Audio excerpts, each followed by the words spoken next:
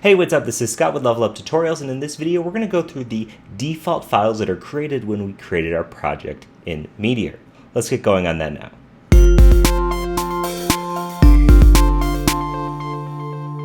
So by now you should have your application up and running. You should have your code installed. We're going to be editing our code and generally looking at it with an Atom editor. If you do not use Atom, it is no big deal. You can use any text editor you would like. I'm using Atom with the Material Dark theme and the Material Dark syntax theme. So in case you're wondering, that's the way this is set up. And let's check this out. Basically, inside of our voting app folder, what we have is a .meteor folder. This is essentially going to contain a bunch of stuff you, for the large part, do not need to worry about. If we open this folder, you'll see that we have another folder that has local, where it has our build, it has our database, all this sort of stuff. Chances are you're never ever going to head into this local folder. The only thing that you might touch within here is the packages file. Now, the packages file is what packages your application is currently using.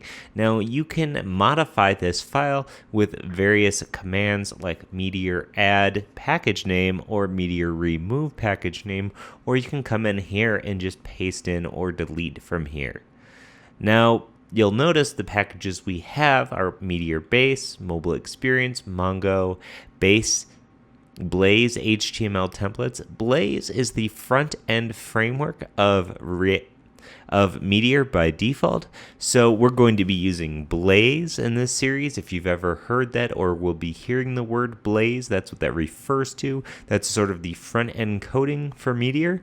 And we have a reactive var, which allows us to have reactive variables. We're going to go into a little bit about reactive variables and how they differ from session variables, which were included in older versions of Meteor. And we're actually going to be including session variables and talking about the difference a little bit.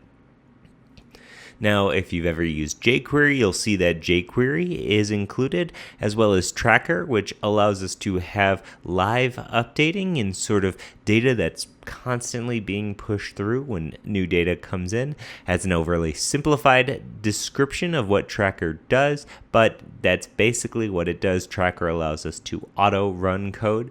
Then we have a standard minifiers for CSS and JavaScript, which is basically just going to minify and concatenate our JavaScript and CSS. We have a HTML5 shim allowing us to use HTML. We have an ES5 shim, which basically allows us to use ECMAScript 5 or JavaScript 2016, or ES 2016 as it's called, and ECMAScript package, allowing us to use ES 2015 syntax, shell server, auto-publish, and insecure. Now, these last two packages, auto-publish and insecure, are both not packages that we're going to be leaving here by the end of this. However, these are essentially going to make sure all of our data is available on the client side of things. Now, if you don't necessarily understand the difference between client side and server side, we're going to get into that quite a bit. Now let's go ahead and close this folder here, and you'll notice we have two folders. Speaking of client and server, we have client and server. Now, client-side code is going to be the stuff that is loaded into the browser. We have things like CSS, HTML, and JavaScript, which should be standard fare. So inside of your client folder, you'll see we have main.css, main.html, and main.js. Between these three, this is basically everything that you see here on your browser. Our main.css is empty, obviously, because we have no CSS. If we were to say something like body and then background of black, you'll notice that upon saving this file, the browser's instantly refreshed. This is one of the cool things about Meteor's build system, is that it has built-in live reloading.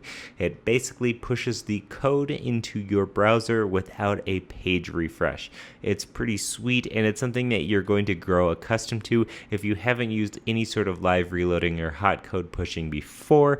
To have it built into Meteor without having to do anything is just pretty awesome. I'm going to go ahead and delete this because we do not want this. Okay, inside of our HTML file, you'll see some really basic HTML. Let me just pull this open a little bit, and as you can see, we have our head tag, we have our body tag, and now what's odd is that we have these template tags that are existing outside of the body tag. We're going to go into exactly what these mean, but template tags basically allow us to have different templates and several different files that we can import and then use and then basically output using this syntax where we have a greater sign and then the template name in between two double brackets. So this hello here is outputting everything within this template.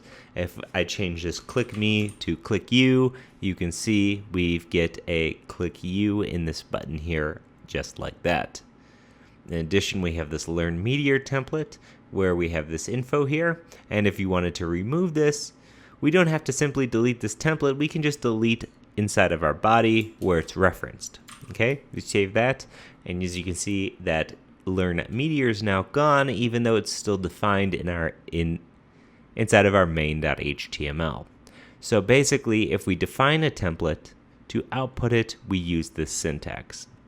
Okay, so this is the basics of what's going on inside of our client folder. Now, you'll notice something interesting. If you were to put any sort of file inside of this client folder and save it, it's going to be automatically imported and compiled, right? If we add another CSS file and name it anything we want, let's go ahead and actually do that because that's super easy. Just do new file inside of client, and we can just say test.css, and we can now do body, background color, and let's do red this time. Save it.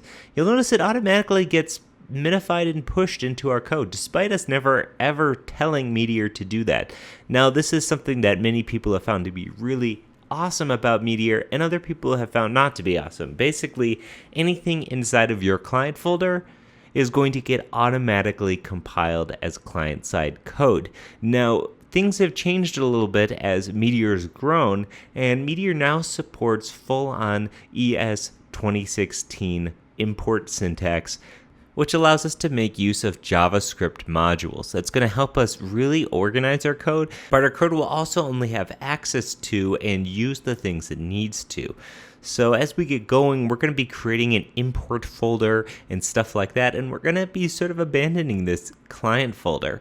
However, it's important to note that if you have used Meteor in the past and you loved this feature where you could throw everything in your client folder, you can still do that. I mean, that's still going to work. But in this video, we're going to be using the import folder, and we're going to be talking quite a bit about imports as we go. Cool, so let's go ahead and just delete this test file here. And as we delete it, our code will recompile, and just like that, our HTML is back to normal, no red background. Let's check out the server folder. Inside of the server folder is essentially just a single file, and you'll notice here we're getting into some of this import syntax where we're importing Meteor from Meteor, and then we're saying meteor.startup. And this is code that's going to run on the server on startup. For instance, if we do a console.log here and just say hello, okay? This is basic hello, don't forget your semicolons. Okay, if we have this basic console log, let's actually open up our inspector, and you'll notice that if we refresh this page in our console, we don't get anything, right? This is server-side code. So the server-side code is the code that's running on the server rather than in the browser. So anything running on the server is not going to be accessible to anyone using your site on the browser unless you make it accessible via a Meteor method. So we're going to obviously go over Meteor methods quite a bit more, but as you can see, we have nothing in our console. So where's this actually being output? Well, if we head to our command line, you'll see that we're getting output hello on the server. So as our server restarts, we're getting output hello in our terminal here. Okay, so Just a little bit of difference between client and server-side code. Obviously, if you have only worked in client-side frameworks like Angular, React, that sort of stuff, then you probably haven't done a ton of stuff on a framework that includes both server-side and client-side stuff, or maybe you've never even worked on the server, you've never built a Node app using Express or anything like that. We're going to be going everything that makes server-side and client-side code different. Okay? So let's go ahead and delete this, and let's close this folder. And next we just have a git ignore, which is ignoring a node modules folder, which obviously we do not see here, and we have a package.json. Now inside of here we have nothing really. We have a script that says start, which is meteor run. So if we were to just type npm start, it would run Meteor. But other than that, this is a standard node.js package.json. If you aren't familiar with Node.js or a package.json, Node has essentially its own package system, which is an entire ecosystem of packages to assist you in writing your code. And since Meteor is built on Node, we have access to all of that. And we can install packages with a simple npm install command. And what's great is that by default, we'll have access to those packages on the client or the server side, depending on wherever we need them. So let's say you use something like Lodash or underscore. I would highly recommend Lodash myself. You could always install Lodash and then use it directly on the client or server side just by importing it. Obviously, we'll be seeing a lot more of that as we go. So basically, this is what you get when you create a Meteor application. Client-side code, server-side code, you have Blaze, you have everything, and we didn't have to write a single configuration file. No configuration files. And everything just sort of knows how to compile. And some of the strengths of Meteor is just how easy it is to get up and running. Awesome. So this is the files that is included with Meteor. In the next video, we're going to get started actually writing our application. We're going to nuke out this code and really dive into some of the stuff that makes Meteor cool directly out of the box. Meteor can be easily used with React or Angular 2, or even others like Polymer or Vue for that matter. And you don't have to be using Blaze. However, I will mention that Blaze does not get enough credit for just how easy it is. And if you're building a small project, experiment, or anything like that, I'd highly recommend using Blaze, getting to know Blaze, and you'll see just how nice it is to create something quick and easy in Blaze. However, if you are looking for those other frameworks, I will be doing this exact same series with this exact same code in both Angular 2 as well as React. And you can get all of those on Level Up Tutorials, early access by being a Level Up subscriber, or you can head to store.leveluptutorials and purchase those when those come out. However, I'll be recording those directly upon completing this, and we'll have a complete suite of getting started with Meteor series. So like I said, if you would like to complete this series, head to store.leveluptutorials.com and purchase this series now, Meteor 1.4 for everyone, the basics of Meteor.